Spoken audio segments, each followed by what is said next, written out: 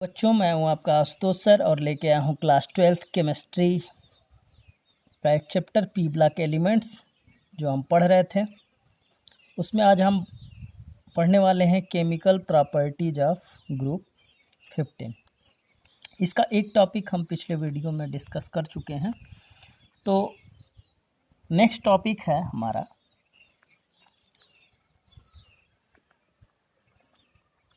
Reactivity with oxygen. Reactivity with oxygen.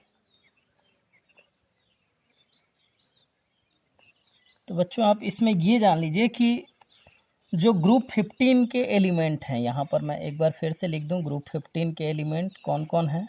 Nitrogen, phosphorus, arsenic, antimony और bismuth. इसका atomic number 7, इसका 15, इसका 33, इसका हो गया 51 और इसका हो गया 83।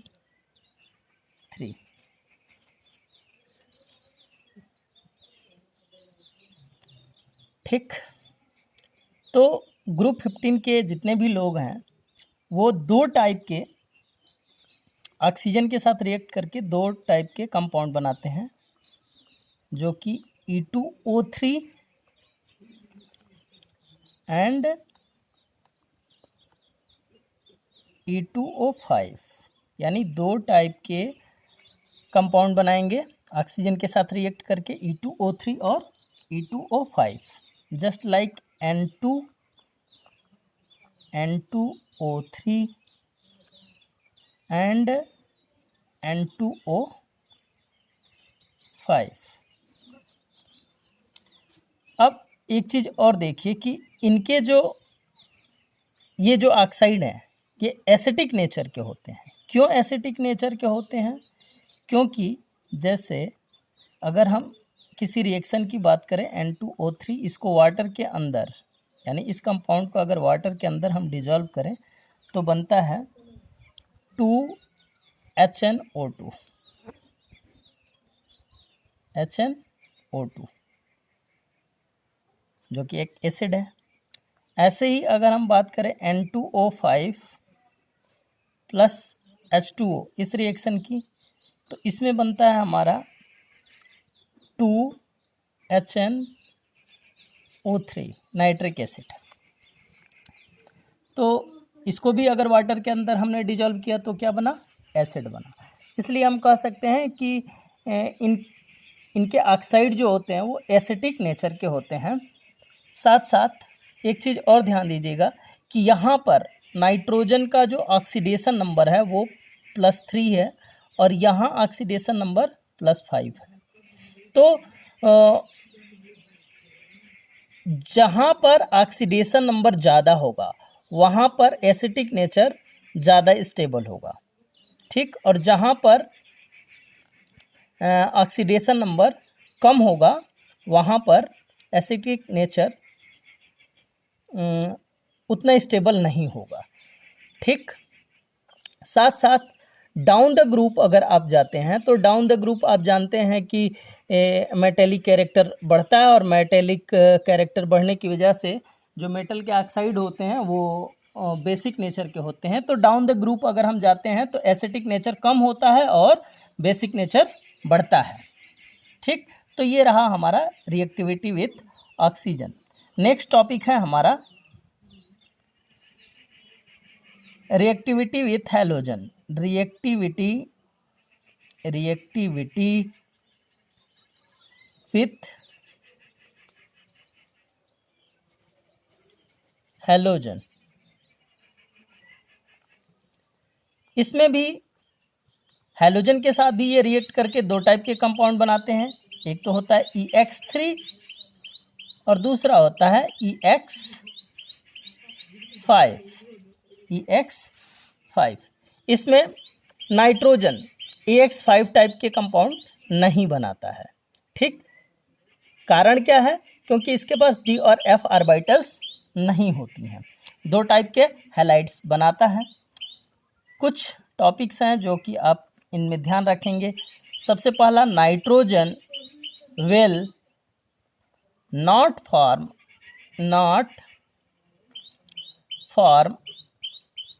EX5 क्यों? क्योंकि इसमें डी एंड एफ ऑर्बिटल्स नहीं होते हैं, इसलिए नाइट्रोजन जो है EX5 टाइप का कोई कंपाउंड नहीं बनाता है। ऐसा देखिए बहुत जगहों पे क्वेश्चन भी आता है कि why nitrogen will not have pentahalide, तो आप उसका आंसर यही लिख सकते हैं कि डी एंड एफ ऑर्बिटल्स नहीं होते हैं, इसलिए ये पेंटाहेलाइड्स फॉर्म नहीं करता है। कौन? नाइट्रोजन। दूसरी बात आपको याद रखना है कि पेंटाहेलाइड जो होंगे, पेंटाहेलाइड्स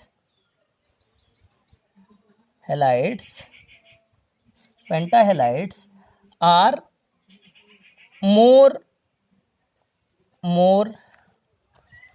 covalent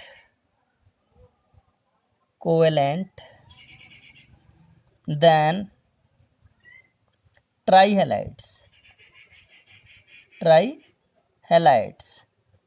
अब यहाँ तो आपको समझ में आ ही रहा होगा कि पेंटाहेलाइड जो होते हैं वो ज़्यादा कोवेलेंट फॉर्म करते हैं और ट्राईहेलाइड उतना ज़्यादा नहीं कर पाता है जितना कि पेंटाहेलाइड। कारण क्या है? कारण यही है कि ट्राईहेलाइड में सिर्फ 3 बॉन्ड बनते हैं और पेंटाहेलाइड में इन एलिमेंट्स के साथ जो हैलोजन है वो 5 बॉन्ड फॉर्म करता है, इसलिए हम कह सकते हैं पेंटाहेलाइड्स आर मोर कोवेलेंट देन ट्राईहेलाइड्स, यानी ट्राईहेलाइड की अपेक्षा पेंटाहेलाइड जो है वो ज़्यादा कोवेलेंट बॉन्ड फॉर्म करता है। तीसरी चीज इसमें जो आपको ध्यान देनी है वो है एक्सेप्ट NF3, यानी NF3 को छोड़ करके all ट्राईहेलाइड्स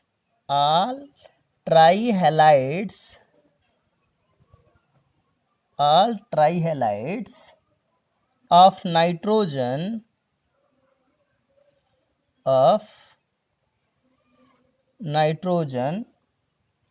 are unstable.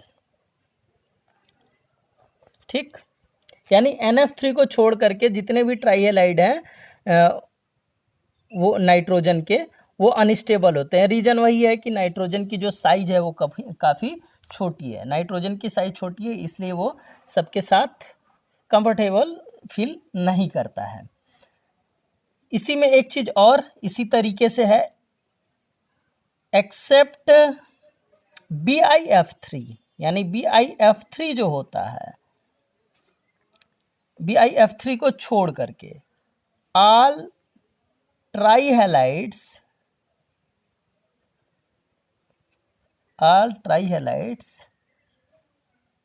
Covalent.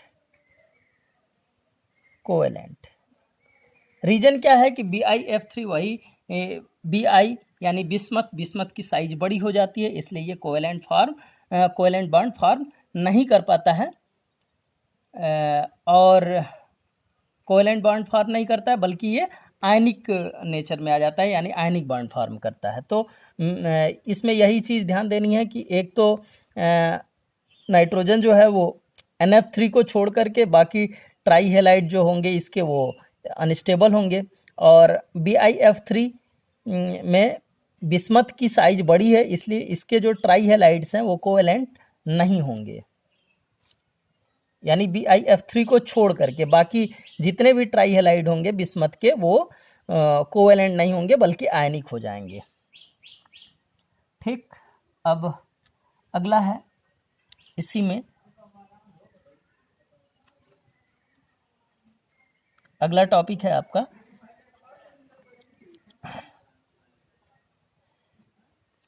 Reactivity